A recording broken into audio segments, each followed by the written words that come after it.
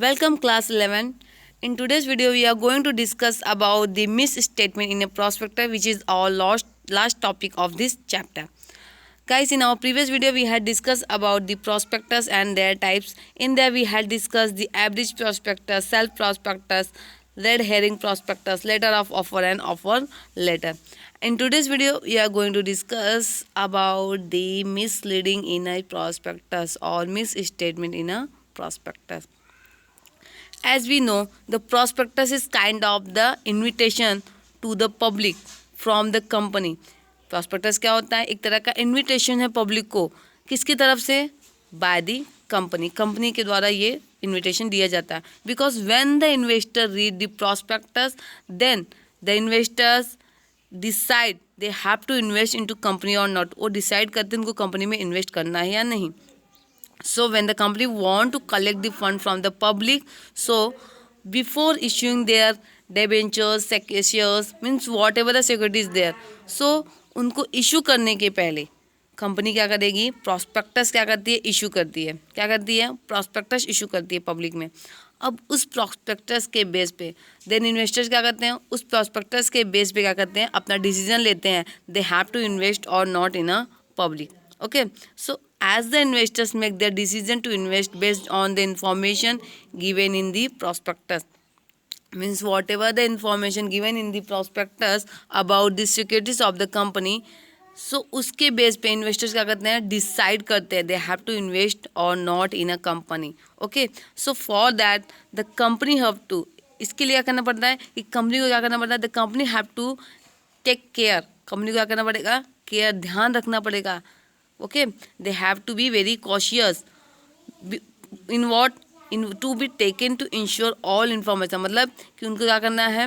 they have to be taken to ensure all information. मतलब जो भी इंफॉर्मेशन दी गई है प्रॉस्पेक्ट में, it should be accurate, it should be accurate, it should be perfect होनी चाहिए. there has no any lie material, there has no any fake material. एकदम fact होना चाहिए. No material fact is omitted. मतलब जो भी fact है, ऐसे कोई भी फैक्ट को, ऐसे कोई भी जो ट्रूथ है उसे ओमिट नहीं करना चाहिए. सब कुछ डिस्क्लोज होना चाहिए about the company. Okay, and कोई भी मिस स्टेटमेंट या फिर मिसलीडिंग इन्फॉर्मेशन नहीं होनी चाहिए. Okay, the miss statement means what? Miss statement हम लोग बोल सकते हैं एंड अनट्रू इन्फॉर्मेशन, या फिर हम मिसलीडिंग इन्फॉर्मेशन बोल सकते हैं.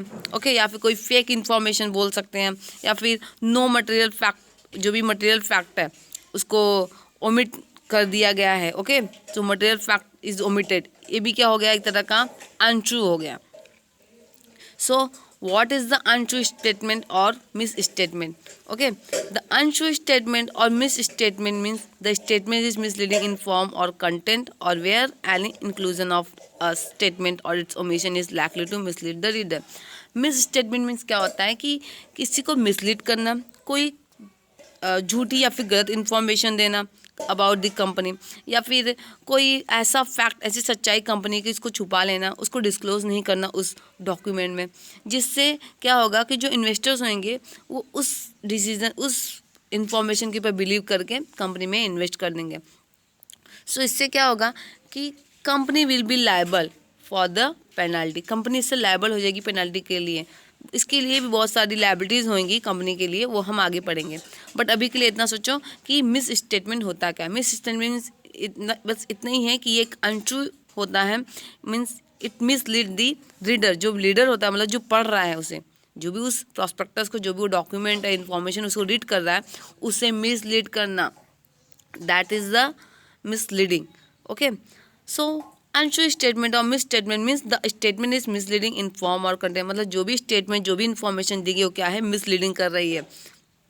Okay, therefore where any inclusion of statement or its omission is likely to mislead the reader. या फिर कोई इन्फॉर्मेशन जो उसमें लिखी गई है, इंक्लूड की गई है, वो क्या कर रही है?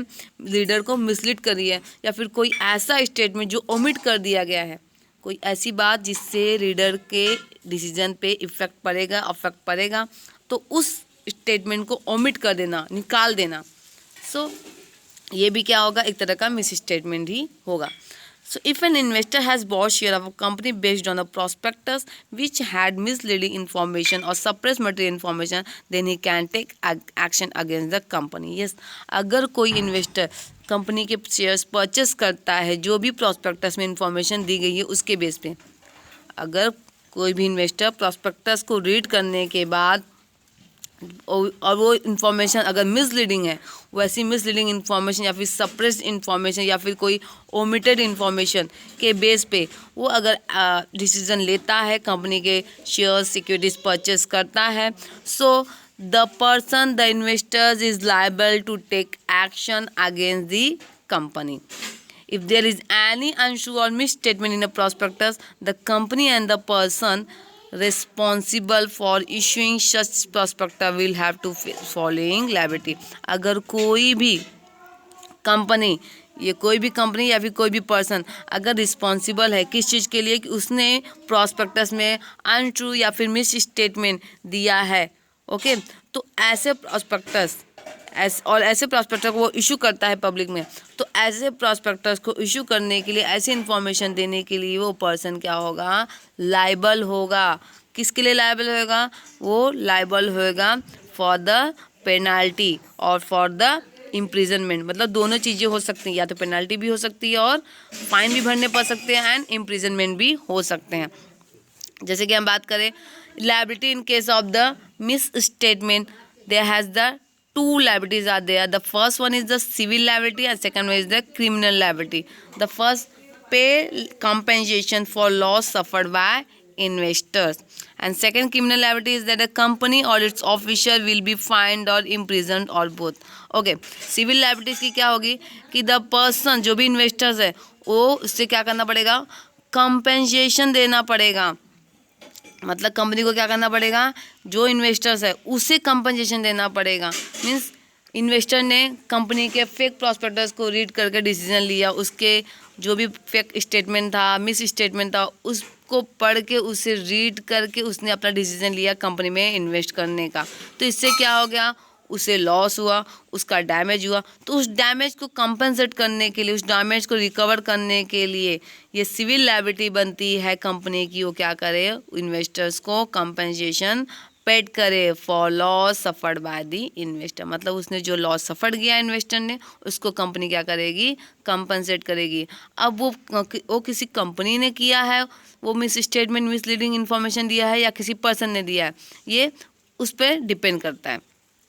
ओके मतलब इतना ही है कि अगर कोई कंपनी या फिर कोई पर्सन कोई मिस स्टेटमेंट या फिर कोई ऐसी जानकारी देता है कि जो सच नहीं है, जो गलत है, परफेक्ट नहीं है, रॉन्ग स्टेटमेंट है, which is the wrong statement. Miss statement means ये होता है कि रॉन्ग स्टेटमेंट या फिर कोई रॉन्ग इन्फॉर्मेशन या फिर रॉन्ग वर्ड. अगर ऐसा किसी भी पर्सन या कंपनी के थ्रू होता है तो और उससे उस इन्वेस्टर्स को अफेक्ट पड़ता है, उसका लॉस होता है, उसे डैमेज होता है, तो वो इन्वेस्टर कंप्लेन कर सकता है और वो कंपनी और वो पर्सन को क्या करना पड़ेगा, कंपेंसेशन पे करना पड़ेगा उस इन्वेस्टर का लॉस, जो इन्वेस्टर्स है उसका लॉस कवर करने के लिए. सेकेंड लायबिलिटी क्या होती है, क्रिमिनल लायबिलिटी होती है.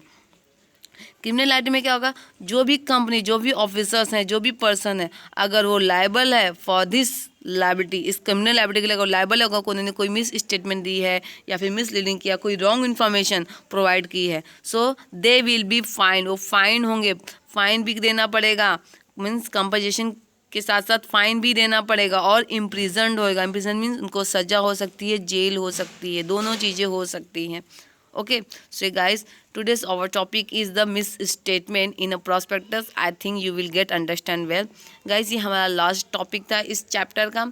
इन next video we will come back with the new chapter. आज के लिए गुड बाय.